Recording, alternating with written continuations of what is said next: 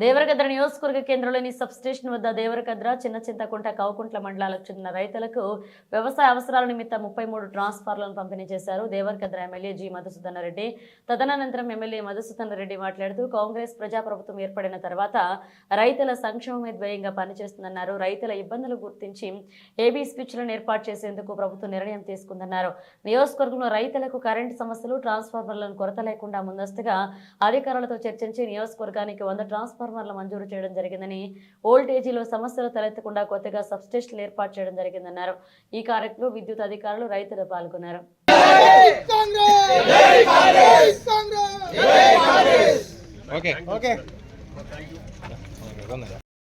పనిముట్లకు కూడా సబ్సిడీలో రైతులకు ఇవ్వబోతా ఉన్నాం. అదేవిధంగా ఈరోజు స్ప్రింక్లర్స్ కూడా దాదాపు 700 స్ప్రింక్లర్స్ నేను ఈరోజు శాంక్షన్ తీసుకొచ్చిన.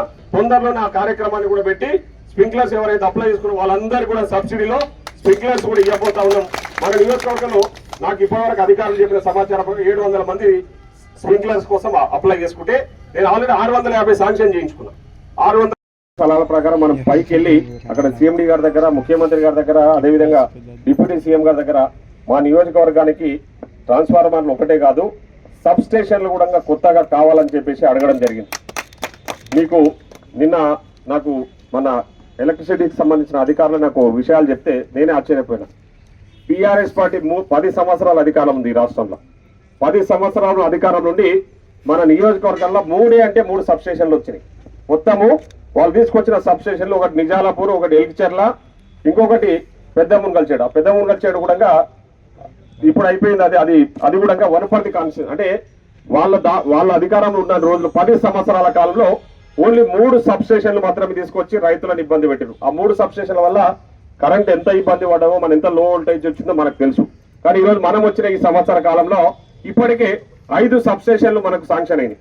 5 సబ్ స్టేషన్లు శాంక్షన్ అయినాయి.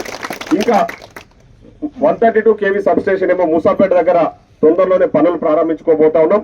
ఇప్పుడే ఎస్సీ గారు చెప్పినట్టు దేవరకద్ర కూడా 133 kV సబ్ స్టేషన్ కూడా వస్తూ ఉంది. అంటే అది కాకుండా ఇప్పుడు ఈ ట్రాన్స్ఫార్మర్స్ కూడా ఈ 100నే కాదు, నేను చెప్తా ఉన్నా 100నే కాదు, మనకు అధికారుల పైన కూడా నేను మాట్లాడినా ఇంకా ఎన్ని రిక్వైర్మెంట్ ఉన్నా కూడా ఇవ్వడానికి వాళ్ళు సిద్ధంగా ఉన్నారు. నేను తేవడానికి నేను కూడా సిద్ధంగా ఉన్నా. రైతులకు ఎలాంటి ఇబ్బందులు కలగకుండా, రైతులకు లో వోల్టేజ్, ఎందుకంటే రైతు అనేటోడు కష్టపడి పెట్టుబడి పెట్టి పంటలు వేసుకుంటారు. కరెంటు లేకనో, నీళ్లు లేకనో చేనులు ఎండిపోతే వాళ్ళ బాధలు ఏందనేది నాకు, నేను ఒక రైతు బిడ్డగా నాకు ఆ విషయాలన్నీ కూడా తెలిసిన వ్యక్తిగా ఈరోజు మేము పనిచేస్తా ఉన్నాం. ముఖ్యంగా ఈరోజు రైతుల కోసము, రైతులు అడగకపోయినా, రైతులు నా దృష్టికి తీసుకురాకపోయినా, ఎందుకంటే వచ్చే సమస్య మాకు తెలుసు, ముందే తెలుసు. కాబట్టి ఈరోజు నేను గౌరవ మంత్రి జూపాలి కృష్ణారావు గారు, కృష్ణమోహన్ రెడ్డి గారు, గద్వాలకు సంబంధించి, మక్తలకు సంబంధించి శ్రీహరి గారు, అదేవిధంగా మిగతా అలంపూర్కు సంబంధించి సంపత్ కుమార్ గారు, మేమందరం కూడా మా ముఖ్యమంత్రి గారిని రిక్వెస్ట్ చేసినాం. అన్న మనకు ప్రభుత్వం కర్ణాటకలో ఉంది, మీరు చెప్తే మేము పోయి అక్కడ పోయి ఒక రిప్రజెంటేషన్ ఇచ్చి కర్ణాటక నుంచి కోయిల్సా అంటే మన జూరాలకు నీళ్లు కావాల్సి వస్తుంది. నీళ్లు తక్కువ పడతాయి రేపు పొద్దున, ఎందుకంటే ఎండలు ఎక్కువ కొడతా ఉన్నాయి. రేపు పొద్దున నీళ్లు ఇబ్బంది అయితే కష్టమవుతుంది. నీళ్లు ఎందుకంటే మనకి ఈరోజు రైతులు మనము బోనస్ ఇస్తామనే ఆలోచనతోన చాలా మంది రైతులు ఈరోజు వరి సాగు చేసుకున్నారు. ఎక్కడ కూడా బీడు లేకుండా, ఎక్కడ చూసిన పొలాలని కూడా పచ్చగా ఉన్నాయి. రేపు పొద్దున నీళ్లు లేకపోతే చేనులు ఎండిపోయే పరిస్థితి ఉంది. కాబట్టి నీళ్లు లేకపోతే ఇబ్బంది అవుతుంది. అంటే ముఖ్యమంత్రి గారు వెంటనే స్పందించి అక్కడ ఉన్న ముఖ్యమంత్రి, కర్ణాటక ముఖ్యమంత్రి గారికి ఫోన్ చేసి మమ్మల్ని పంపిస్తున్నా, మా వాళ్ళు వస్తారు, మీతో మాట్లాడతారు, మీరు వాటర్ ఇవ్వాలని చెప్పేసి చెప్తే మేము పోయి కలిస్తే కర్ణాటకలో ఉన్న మన ప్రభుత్వం కూడా వెంటనే స్పందించి మేము 5 TMCలు అడిగితే 4 TMCల నీళ్లు కర్ణాటకలో చేయడానికి వాళ్ళు ఒప్పుకోవడం జరిగింది. అంటే ఈరోజు రైతుల కోసం చేస్తున్న పనులు ఇవన్నీ కూడా. మేము రైతులు ఇంకా మాకు నీళ్లు ఉన్నాయా లేదా, నీళ్లు సరిపోతాయా లేదా అని రైతులేమో వచ్చి నన్ను అడగలే. అయినా కూడా మేము ముందస్తుగా ఊహించి రైతుల బాధలు తెలిసిన వ్యక్తిగా రేపు పొద్దున చేనులు ఎండిపోద్దన్న ఆలోచనతోన పోయి కర్ణాటక నుంచి కూడా నీళ్లు తెప్పించుకుంటున్నాము. రేపు పొద్దున ఇక్కడ కోయిల్ సాగర్ కింద ఎవరైతే సాగు చేసుకుంటారో వాళ్ళకి ఇబ్బంది లేకుండా, ఎందుకంటే రేపు పొద్దున జూరాల నుంచి మనకు రావాల్సి కోయిల్ సాగర్ నుంచి నీళ్ళు వస్తాయి తప్ప వేరే ఎక్కడ సోర్స్ లేదు. సో కోయిల్ సాగర్కి రావాలంటే జూరాల నుంచి మనం తెచ్చుకోవాలి. జూరాల నుంచి తెచ్చుకోవాలంటే జూరాల నీళ్లు ఉంటేనే వస్తాయి. సో జూరాలకు కర్ణాటక నుంచి మనం నీళ్లు తెచ్చుకోనికనే మనం పోయి మనం రిక్వెస్ట్ చేసుకుని నీళ్లు తీసుకొస్తాం. ఇది మేము అంటే రైతుల కోసం మేము చేస్తున్న ప్రయత్నాలు, రైతుల బాగుండాలని ఆలోచన చేస్తున్న ప్రభుత్వం ఇది. అదేవిధంగా ఈరోజు రుణమాఫీ విషయంలో ఎక్కడ భారతదేశ చరిత్రలో జరిగిన రుణమాఫీ ఇక్కడ జరిగింది. 2 లక్షల అంటే 2 లక్షల లోపున రైతులకు దాదాపుగా అందరికీ ఈరోజు రుణమాఫీ చేయడం జరిగింది. దాదాపు 21,000 కోట్లు మామూలు విషయం కాదు. ఒక్కొక్క ఊర్లో నేను మొన్న మొత్తం వివరాలు తీస్తే ఒక్కొక్క గ్రామంలో 1,50,00,000, 2 లక్షలు, 2,50,000, 2,50,00,000 ఇట్లా ఊరు జనాభాను బట్టి ఆ ఊర్లో రుణాలు మాఫీ అయినాయి. ఈరోజు 21,000 కోట్లు దాదాపు 25 లక్షల కుటుంబాలకు ఈ రాష్ట్రంలో ఉన్న 25 లక్షల కుటుంబాలలో రుణాలు మాఫీ చేసిన ఘనత ఈరోజు మన ప్రజాప్రభుత్వాన్ని.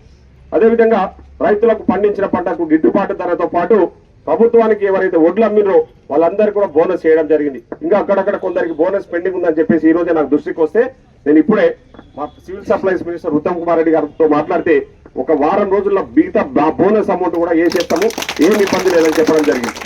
అదే కాకుండా రైతు భరోసా, ఈరోజు రైతు భరోసా ఆలస్యానికి కారణం మీకు తెలుసు. రైతు భరోసా ఎందుకు ఆలస్యమైంది? గతంలో బీఆర్ఎస్ వాళ్ళ అధికారంలో ఉన్నప్పుడు వాళ్ళ సొత్తు ఏం పోతుంది, అంతా ప్రజల డబ్బులు ఏ విధంగా విచ్చలవిడిగా ఖర్చు చేసేసారు.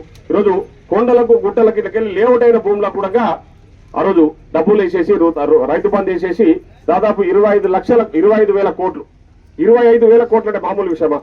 ఆ 25,000 కోట్ల రూపాయలు ఉత్తగా ప్రజల డబ్బును వృధా చేసేసారు. అట్లా ఎక్కడ పడితే అక్కడ మహారాష్ట్రకు పోయి పైసలు ఇస్తారు, పంజాబ్ పోయి పైసలు ఇస్తారు, వీళ్ళు తెలంగాణ ప్రతిదీ రాజకీయం చేసుకుంటూ మాట్లాడిస్తున్నాడు. దానికి ఒక మీనింగ్ కూడా లేకుండా మాట్లాడుతున్నాడు. మనం రైతు భరోసా ఇస్తామని చెప్పి రైతుల కోసం అన్ని వివరాలు సేకరిస్తే ఆయన మాట్లాడుతున్నది ఏంది? రైతు భరోసా బంద్ చేస్తారు కాంగ్రెస్ వాళ్ళు వచ్చారు కాబట్టి రైతు భరోసా మీరు 2-3 రోజులు దారుణాలు చేసిరు, ఎవరు రాలే రైతులకి, వాళ్ళ కార్యకర్తలు తప్ప. అర్థమైపోయి మళ్ళీ ఇక్కడ బయట కనిపిస్తలేదు. సో ఈరోజు మనం చేస్తున్న మంచి పనిని మంచి అని చెప్పాలి, కానీ మంచి పనిని కూడా చెడు అని చెప్పేసి తప్పుడు ప్రచారాలు చేస్తా ఉన్నారు. ఎన్నికలు వస్తా ఉన్నాయని చెప్పేసి ఏదో మళ్ళీ బయలుదేరిండ్రు. వాళ్ళ నాయన కూడా నిన్నగాక మన రోజు బయటకు వచ్చే మళ్ళీ ఇక్కడ ఆయన కనిపించకుండా పోయింది. వచ్చే రేపటి నుంచి నేను అన్నాడు కదా,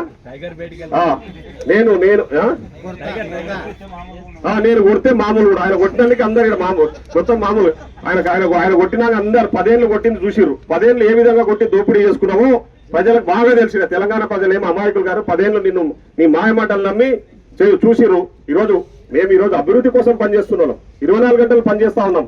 మన ముఖ్యమంత్రి గారు కానీ మేము కానీ ఇక్కడ రెస్ట్ తీసుకుంటా ఉన్నామా? ఎలక్షన్ ఇప్పుడు ఏం లేవు కదా, ఎలక్షన్ ఇంకా 4 ఏళ్ళు ఉంది. 4 ఏళ్ల వరకు మేము ఇంట్లో కూర్చున్నా ఏం కాదు, కానీ కూర్చోవడానికి రాలేడా? కష్టపడి పని చేసి ఇచ్చిన హామీలు నెరవేర్చి రైతులను ఆదుకోవాలి, ప్రజలను ఆదుకోవాలి, ఉద్యోగస్తులను ఆదుకోవాలి, నిరుద్యోగులను ఆదుకోవాలి, యువకులను ఆదుకోవాలి, మహిళలను ఆదుకోవాలనే ఆలోచనతోనే ఈ రోజు రాజకీయాల్లోకి వచ్చినాం. ఆ విధంగా పనిచేస్తా ఉన్నాం. ఆ విధంగా ప్రజలు మాకు అవకాశం ఇచ్చారు పనిచేయడానికి. మీలాగా తిని ఫామ్ హౌస్ లో వండుకొని కాదు మేము. సో కాబట్టి ఈరోజు ఆ విధంగా ఉన్నాం కాబట్టి